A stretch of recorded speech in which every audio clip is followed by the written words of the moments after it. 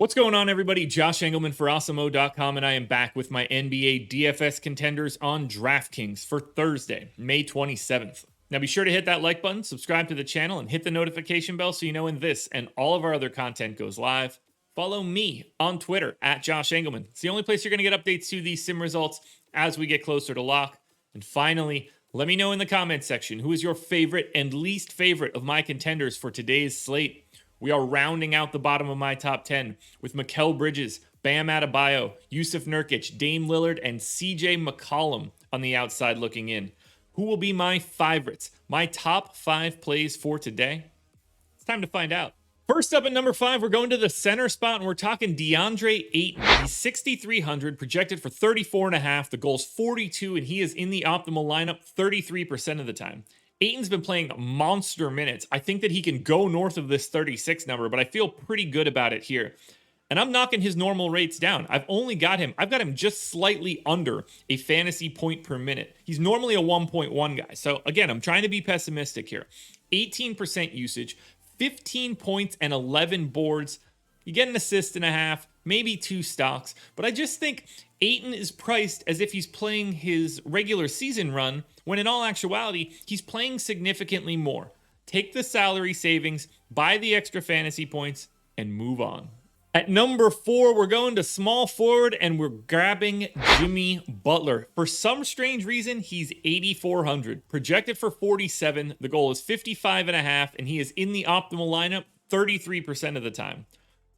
Butler's going to play close to 40 minutes. I got him in for 39 at 1.2 fantasy points per minute. 26% usage, 24.5 real points, almost 7 boards, just over 6 assists, almost 3 stocks, 2.3 steals, in fact, in a massive pace up spot for Miami. They're coming for everything here. If they lose today, it is essentially over. I have no idea why Jimmy Butler is priced at 8,400. The fact that he's not north of 9K is incredibly surprising. So don't overthink it. Just play Jimmy Butler a lot. Hasn't been good so far, but I'm hoping it happens eventually. Shooting guard small forward Norm Powell is my number 3 contender. He's 5,400, but he does get that eligibility. Shooting guard, small forward, guard forward utility. You can put him anywhere, which is helpful on a slate like this. Projected for 28.5. The goal's 36. He's in the optimal lineup 36% of the time. He's going to play monstrous minutes, or at least that is my expectation. I have him in for 38 minutes, 0.75 fantasy points per minute. It's not a great rate. 18% usage. He just doesn't get the ball in the same way that he did when he wasn't playing with Dame and CJ. 17 real points, however, even in that limited usage. 3.5 boards, 2.5 assists, maybe 2 stocks. You'll be pretty close. But really, you're getting to Powell because he's going to play a ton of minutes. He's relatively cheap. And you can use him in 5 different roster spots, which makes it much easier to get your construction together.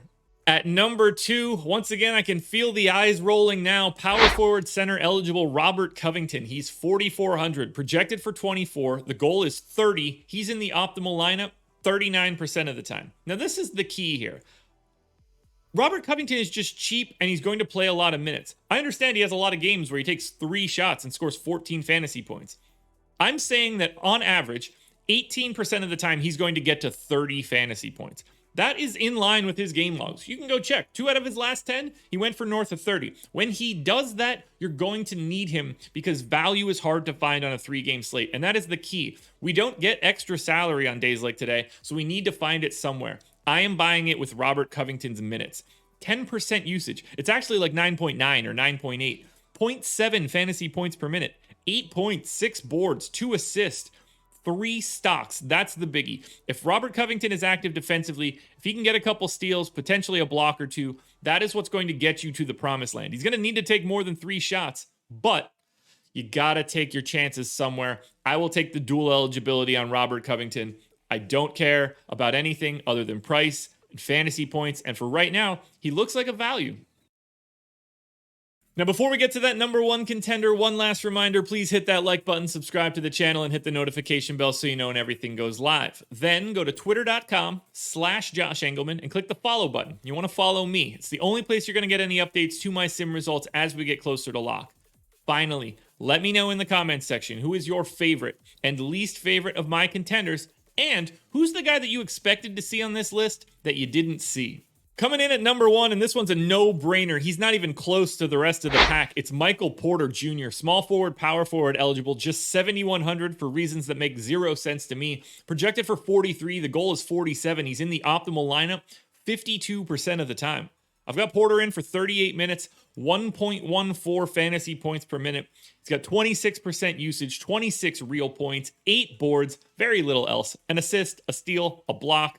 But really, why is Michael Porter, someone with well above average usage and huge minute upside, priced at 7,100? The price is fully broken. He's the first guy you put into every lineup, no matter what you're doing. GPP, cash, whatever the contest is. Unquestionably, Michael Porter Jr. is the number 1 contender for today's slate. Alrighty, folks, that will do it. Those are my NBA DFS contenders on DraftKings for Thursday, May 27th. Process show is in the books. Go watch that. FanDuel version of this video is out. Go watch that. Strategy show, 10 a.m. Myself and Adam Kaufman breaking down all 3 games. Gonna be a good time. And then that's it. There's no live before lock or deeper dive for me. You should watch them anyway, but I'm just not going to be there. I will be back again tomorrow morning with another edition of the Contenders. Good luck tonight, everybody.